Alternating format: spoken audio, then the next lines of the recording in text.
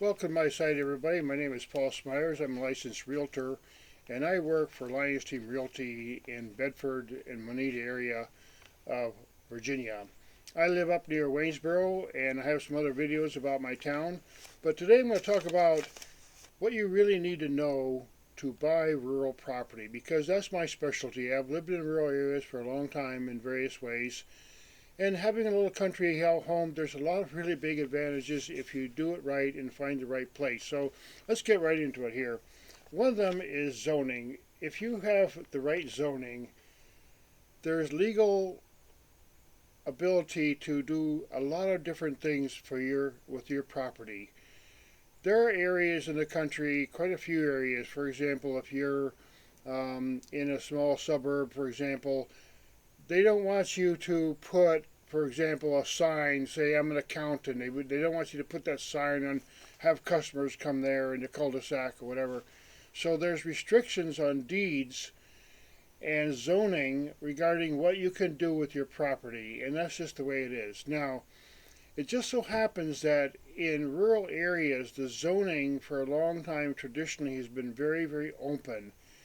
And what that does, it encourages people to work from their home, to have a farm, to have a farm stand, to run some horses, or sell eggs, or even show chickens and so on. So if you live in the right area, like where I'm living in the Shenandoah Valley, Virginia, there's a lot of really wonderful zoning that the tax laws and the local administration favors someone who takes care of the land and maybe has some chickens or goats or whatever, at least does something with it, and it's a part of the economy. So if you get the right zoning, you're going to be in the right place for doing whatever you want, and it varies. So, look carefully into the actual zoning laws. There's a lot of different ways to find out if a property is zoned a certain way, and if you need my help, I'll be happy to help you.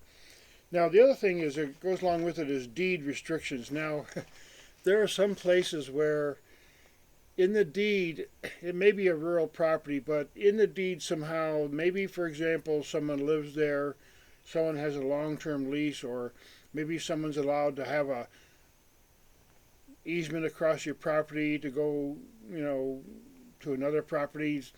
So you want to know what is actually on the deed. And I've even seen cases where there was one I heard about in New York State where part of the deed restriction, they would not cut down that oldest sycamore tree in the state. So they figured, okay, look, that's a beautiful tree. It's really, really old. If you buy this property, do not cut down that tree. You see, so there are things like that that you got to look for in deeds. Sometimes they're kind of odd, like no chickens or no pigs, but in a rural area, like I said, here in Virginia, I'll make another video about it, but there's so much freedom with your land if you get the right piece. So now, again, water. Everybody knows we got to have water. Now, in Virginia, we're so lucky because we have the valleys and streams and ravines, and we get plenty of precipitation in this state. In addition, it tends to run down the slopes of the hills and come into a valley like where I live, the Shenandoah River and the South River, and it collects down there. So we actually have in Virginia more of an oversupply of water, but that's a really good thing because if you have water, it's good to have more than enough than not enough. You see, so the nice thing about the water in Virginia that it also the rural properties have a lot of wells, and that means that they're not getting the chlorine, the fluoride, and anything else that might be in the typical city water. You're getting some runoff from the hills, goes down into the clay and into the gravel and so on, down underneath in the soil, and accumulates there, and you can get a really great well. So make sure when you buy a property in a rural area that you have some access to a good supply of water. And if you're lucky, you'll not only have a stream, but you may even have a spring on it. Or in my case, I know that there's a water table that if I had a tap well down there 20 feet, I'd have plenty of water. I have a cistern on my property that can hold 2,000 gallons of underground water. So in a rural area, look for the various aspects of water. Is there plenty of it? Is it accessible? Is it going to be too much water where it runs down a ravine and washes away some of your property? Stuff like that. So, water. Trees. Trees. A lot of people don't think about trees. Trees are wonderful additions to a property, hardwood or pine.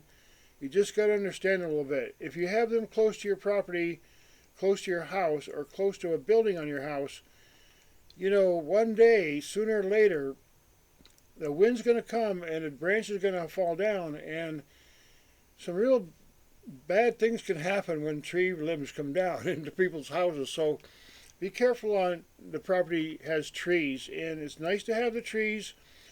They block the wind, they provide shade and beauty and so on, but make sure that there aren't any limbs that are hanging right over your swimming pool or your shed. I know a property that I looked at just the other day.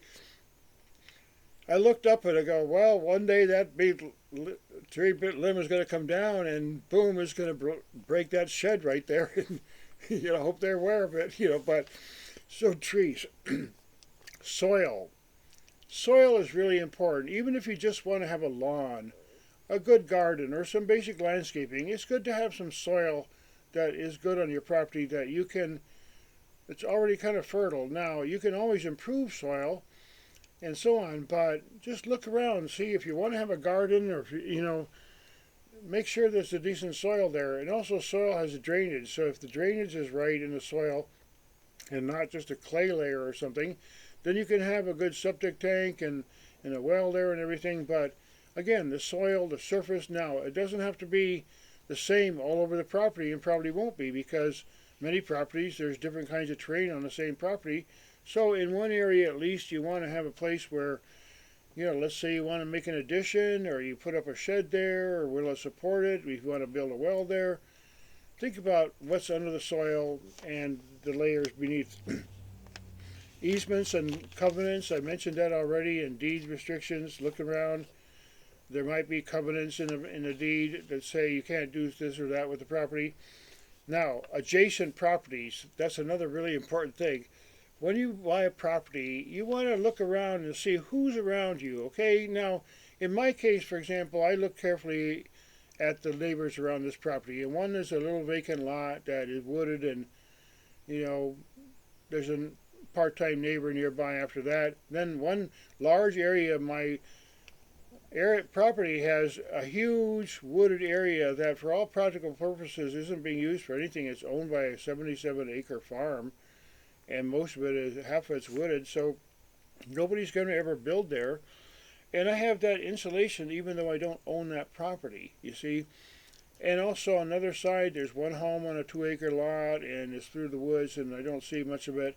And then across the road, there's another guy who has a 10-acre wooded lot, and he has a driveway like a quarter mile down the road, you know, way up a dirt road. So when you look at your property that you're thinking of buying, think about who's around you. Is it zoned differently than where you are? Because you don't want a 7-Eleven or something else like right next to you, or a junkyard, you see. And a lot of areas, they do timber harvesting. I've seen properties that I went and looked at the aerial, and I told the customer, like, look, I know you like that property, but it's in an area where they're doing timber harvesting, and there's all around you just a lot of pine forest, and it's really not a place where you can have a, you know, a nice sunny lot with agriculture, because it's just an active area. They just clear whole areas like an operation. So timber, make sure who's around you and the property that you buy. Septic and wells, very important, because in the countryside you're going to have a well and a septic, and again it gets back to the water, but you also have the septic issue. And typically on a lot, you know, it's rated for a certain number of bedrooms, basically a 2-bedroom or 3-bedroom. If you have a standard 1,000-gallon septic tank on your property and it's got good drainage, that's another thing.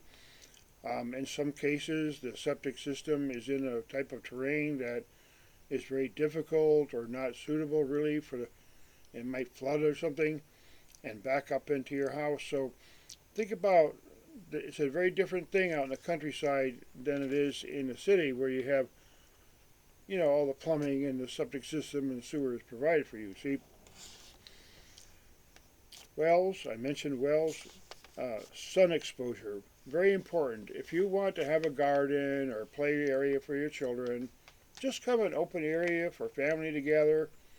Make sure there's a nice sun exposure, because you can put a pergola there, maybe a little fire pit, and it can be a place to have your pets run around. So you want to have an open area, because sometimes if you think about buying a land that's all wooded, I mean, you're going to have to start cutting down trees, because it's really not very pleasant to live in the middle of a forest.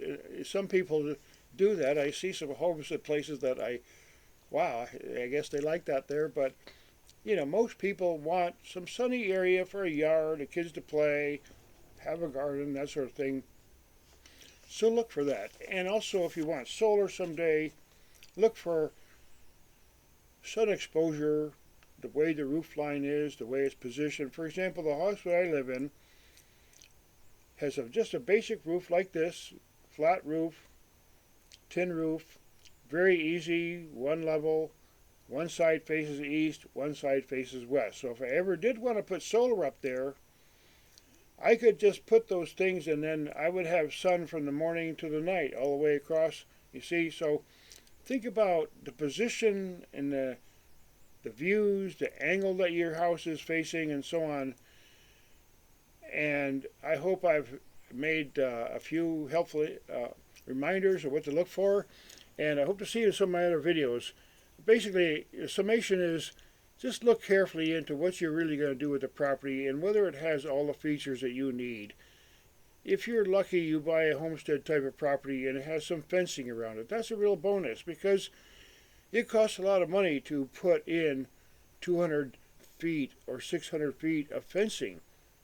You see, so when you buy a property, think of what, not just the listed value of the home as the price of the home, but what is the actual value to you of the property that you're going to buy, because you can bring your own value to the property. That's what people do with restoring things. They take something, they make a higher value out of something, and the same applies to real estate. When you buy a property, it's not just, like I said, the price that someone pays, it's what you bring to it, because in 2 or 3 years, if you do something right, let's say you buy a property for around $300,000. In a few years, if you can make that property $350,000 in the same market because of what you did, you just increased your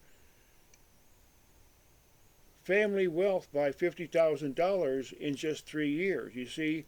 And when people get equity in a really high value property over the period of time, there's many people who become very wealthy in a family because they've owned a property for generations, and it starts feeding people literally, and an ongoing business. For example, there are people who have made a fortune just raising cows, because after so many years, every $3,000 cow, that gets sold is just, there goes another one, another bucket of money, you see. So again, look for the real value. Be careful when you buy a property, and look for the features that you can use to rapidly increase the equity, and maybe even run a business from there, and maybe even have some family members come there and have some other kind of income coming in, like HipCamp or Airbnb, you see.